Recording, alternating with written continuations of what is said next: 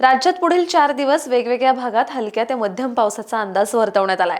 कोकण वगळता राज्याच्या इतर भागात पावसाला पोषक परिस्थिती निर्माण होतीये, तर दुसरीकडे उन्हाचा चटकाही वाढतोय। राज्यातील पुणे, कोल्हापूर, सातारा, सांगली, सोलापूर, परभणी, बीड, हिंगोली, नांदेड, लातूर, धाराशिव जिल्ह्यात आज काही ठिकाणी वादळी पावसाचा अंदाज देण्यात आलाय।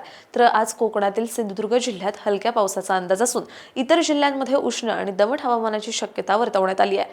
विदर्भातील भंडारा, चंद्रपूर, गडचिरोली आणि गोंदिया जिल्ह्यात आजपासून पुढील 5 दिवस वादळी पावसाचा अंदाज आहे।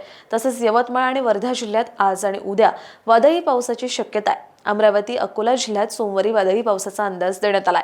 मराठवाड्यातील धाराशिव, लातूर, नांदेड, हिंगोली, बीड, परभणी, जालना, सोलापूर, सांगली आणि अहिल्यानगर जिल्ह्यात काही ठिकाणी मेघगर्जनेसह वादळी पावसाची शक्यता वर्तवण्यात आली आहे।